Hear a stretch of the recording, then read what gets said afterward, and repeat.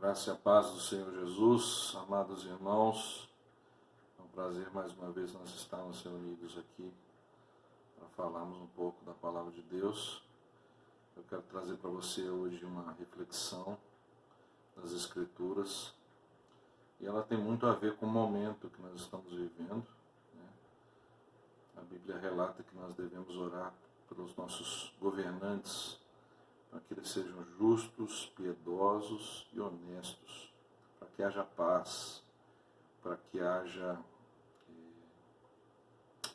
na terra, né, suprimento adequado, justiça, né, verdade. E como isso seria bom, né, irmãos, se nós todos conquistássemos.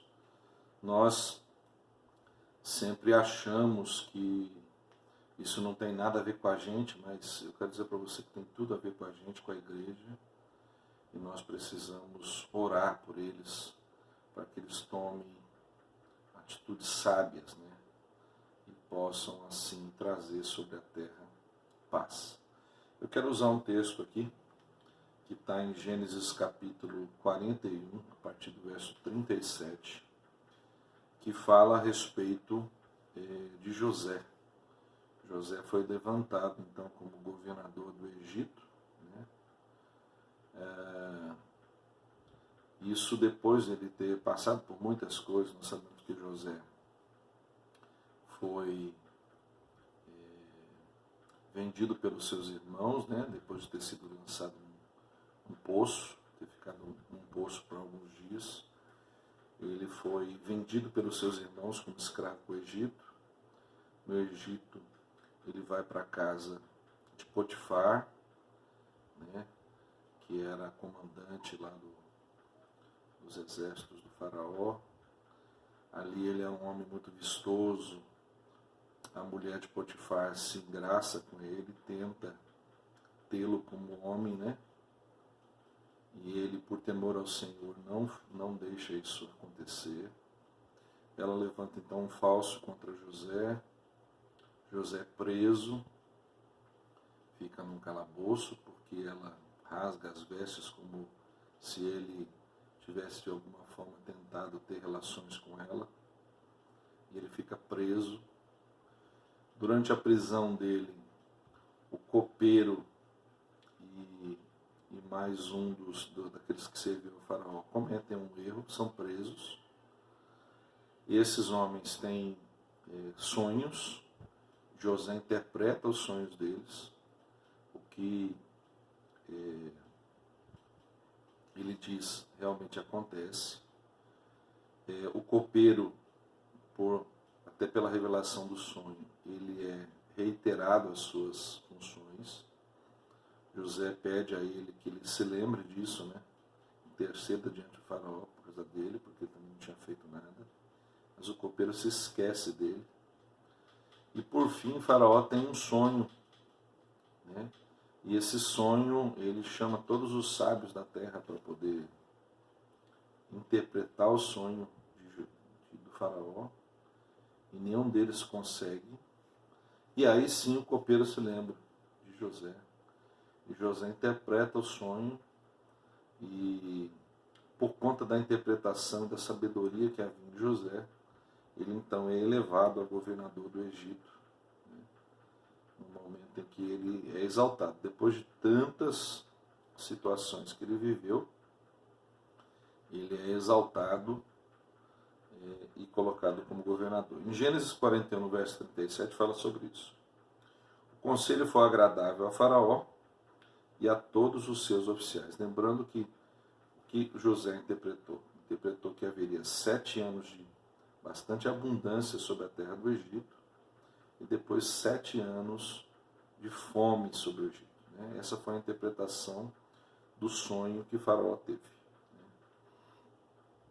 No verso 38 ele diz: Disse Faraó aos seus oficiais: Acharíamos porventura homem como este, em quem há o Espírito de Deus? Depois disse Faraó a José: Visto que Deus te fez saber tudo isso, ninguém há tão ajuizado e sábio como tu. Perceba aqui a importância, né, do reconhecimento de que alguém que tem muita sabedoria é alguém que tem o Espírito de Deus, né? Faraó não conhecia Deus, né?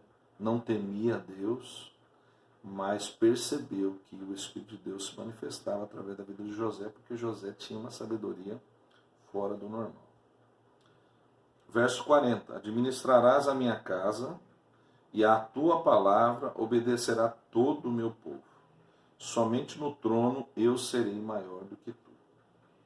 Disse mais Faraó a José: vês que te faço autoridade sobre toda a terra do Egito. Então tirou Faraó o seu anel de sinete da mão e o pôs na mão de José. Fê-lo vestir roupas de linho fino e lhe pôs ao pescoço um colar de ouro. E fê-lo subir ao seu segundo carro e clamavam diante dele: inclinai-vos. Desse modo o constituiu sobre toda a terra do Egito. Todo mundo viu e reconheceu a sabedoria que havia em José. Não havia mais críticos, não havia mais... Tinha tudo estava desolado, né, irmãos? Mas você vê que diante da sabedoria de Deus, todos têm que se inclinar, né? Todos têm que se dobrar, né? Por isso que a palavra de Deus diz, né, que todo joelho se dobrará e toda língua confessará que Jesus Cristo é o Senhor naquele dia, né? O Senhor tem tanta sabedoria, Deus tem tantas coisas, tantas formas de fazer. Ele tem todo o poder para fazer, que ele faz da forma como quer, no tempo que quer. E quando todos reconhecerem isso, todos vão se dobrar e dizer: não existe outro igual a ele, né? Disse ainda Faraó a José, verso 44, eu sou Faraó, contudo sem a tua ordem ninguém levantará mão ou pé em toda a terra do Egito. E a José chamou Faraó de Zafenate Paneia, e lhe deu por mulher a Azenate, filha de Potífera, sacerdote de On. E percorreu José toda a terra do Egito. Era José da idade de 30 anos quando se apresentou a Faraó, rei do Egito, e andou por toda a terra do Egito. Nos 7 anos de fartura, a terra produziu abundantemente. E ajuntou José todo o mantimento que houve na terra do Egito durante os 7 anos e o guardou nas cidades. O mantimento do campo ao redor de cada cidade foi guardado na mesma cidade. Assim ajuntou José muitíssimo cereal, como a areia do mar, até perder a conta, porque ia além das medidas. Antes de chegar à fome, nasceram 2 filhos de José, os quais lhe deu Azenate, filha de Potífera, sacerdote de On. José, ao primogênito, chamou Manassés, pois disse: Deus me fez esquecer de todos os meus trabalhos e de toda a casa de meu pai. Ao segundo chamou Efraim, pois disse: Deus me fez próspero na terra da minha aflição. Passados 7 anos de abundância que houve na terra do Egito, começaram a vir os 7 anos de fome, como José havia predito. E havia fome em todas as terras, mas em toda a terra do Egito havia pão. Sentindo toda a terra do Egito a fome, clamou o povo a Faraó por pão. E Faraó dizia a todos os egípcios: ide a José, o que ele vos disser, fazei. Havendo, pois, fome sobre toda a terra, abriu José todos os celeiros e vendia aos egípcios, porque a fome prevaleceu na terra do Egito. E todas as terras vinham ao Egito para comprar de José, porque a fome prevaleceu em todo o mundo. Da mesma forma que o momento que nós estamos vivendo hoje, aconteceu na época de José. Perceba que tudo que se conhecia de terra, né, de povos, todos passavam pela mesma circunstância. Todos estavam sujeitos à mesma coisa. Às vezes nós podemos ter dinheiro e não ter o que comprar. Às vezes nós temos até o que comprar e não temos dinheiro. Ou não temos nenhuma coisa, nem a outra. Né? E isso prevaleceu por 7 anos, irmãos.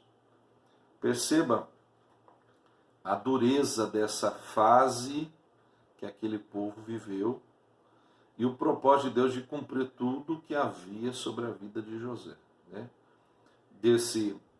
Dessa situação, o povo, os próprios irmãos de José que o haviam lançado e vendido como escravo, o próprio pai, que estava distante há tantos anos, achava que ele tinha morrido, tiveram que vir ao Egito para comprar mantimentos. Né?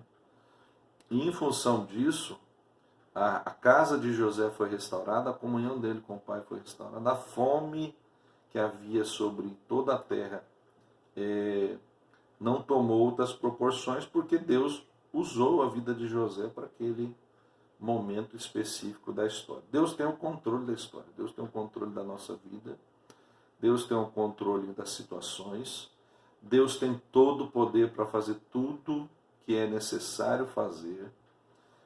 Nós precisamos manter a nossa fé em Deus, nós precisamos manter o nosso olhar para Deus, nós precisamos orar pelas nossas autoridades para que elas tenham sabedoria, para que o Espírito de Deus revista o nosso presidente, os nossos governadores, para que eles possam de forma sábia conduzir o povo diante de uma situação de grande calamidade. Nós precisamos entender a importância de quando nós vamos votar, para que Deus nos indique em quem nós vamos votar, porque esses homens vão nos representar. Cada decisão que eles tomam pode nos afetar, pode nos atingir. Hoje, o que nós estamos vivendo é algo muito parecido com a época de José. Afetou todas as terras, todos os povos. A consequência disso ainda nós não conseguimos medir, mas pode ser catastrófica se não tomarmos as medidas corretas, se Deus não der sabedoria aos governantes, se o povo não se converter, se voltar para Deus, se o povo não temer a Deus, porque Deus tem os seus propósitos também. Né?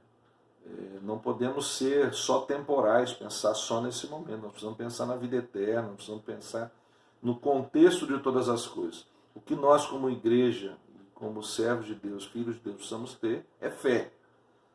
A fé nós não podemos perder de que Deus tem poder para fazer tudo, mudar tudo, controlar tudo, agir, usar a vida de um governante para trazer justiça, para trazer prosperidade, para trazer mantimento, para trazer governo sobre essa terra. Né? A minha mensagem nessa tarde é que nós oremos pelos nossos governantes, oremos pelo Brasil, oremos para que eles sejam equilibrados, sábios, justos, honestos, para que venha a paz sobre a terra. Estamos entrando num caos político, porque as pessoas já estão se desentendendo politicamente, quando na verdade nós devemos pensar como um povo só, como uma nação só, como um governo só. Né? Nós estamos polarizando, politicando, quando nós deveríamos estar todos lutando com o mesmo objetivo, é de sair dessa situação o mais rápido possível, da melhor maneira possível, para a glória de Deus. Eu quero convidar você a orar. Orar, pedir a Deus sabedoria. Eu daqui a pouco vou estar gravando uma segunda mensagem, dando continuidade a essa mensagem, mas se você entender que é importante, continue assistindo, compartilhe essa mensagem no Facebook, no YouTube, busque a Deus, ore pelas pessoas, ore pelos governantes, ore pelos irmãos da igreja, ore pelo seu vizinho, ore pelas famílias, para que elas não fiquem desesperadas, mas elas busquem em Deus uma resposta, uma direção, e o poder de Deus pode e vai mudar toda e qualquer situação se nós crermos. Amém? Pai, eu quero abençoar cada vida que está ouvindo esse vídeo e te pedir que o teu poder invada esses lares, invada os corações, traga paz Traga, Senhor, alegria, traga consolo, Pai. Que o Teu poder se manifeste na vida dos nossos governantes. Revista o nosso presidente com o Espírito de Deus, com sabedoria, com força, Deus, para que ele não desista, para que ele não se abata. Aos ministros, Deus, aos governadores, os prefeitos. Pai, em nome de Jesus, eu profetizo, Deus, a bênção do Senhor sobre cada um deles. Decreto, Deus, um novo tempo sobre essa nação, sobre as nossas cidades, sobre os nossos governos, Deus. Tira toda a política do meio, Senhor, toda confusão, todo espírito, Pai, destrutivo, Pai, caia por terra em nome de Jesus. Que venha, Deus, a unidade, que venha, Senhor, a direção do Teu Espírito, Deus, para que cada coisa possa se chegar ao seu lugar, Pai. Ó Deus, age na vida, Senhor, também dos nossos empresários, Deus, dos pais de família, que eles tenham sabedoria, Pai. Que ninguém venha beber, Deus, para poder afogar as mágoas, mas pensar, Deus, em como sustentar a sua família. Dá sabedoria, Senhor, para que cada um possa poupar aquilo que for necessário. Comer o suficiente, ter o suficiente, Pai. Eu profetizo a bênção do Senhor sobre cada vida, sobre cada família. Eu te peço que a Tua bênção os alcance, Pai, em nome de Jesus. Amém. Irmãos, como eu falei, compartilhe esse vídeo, essa mensagem. Daqui a pouco eu vou postar essa mensagem, a seguinte, para que você possa compartilhar também e levar entendimento a cada pessoa, a cada vida. Orar pelos nossos pastores, pelas igrejas, estão passando um momento também difícil, para que através da fé a gente possa mover e mudar toda e qualquer situação. Em nome de Jesus. Deus te abençoe. Em nome de Jesus. Amém.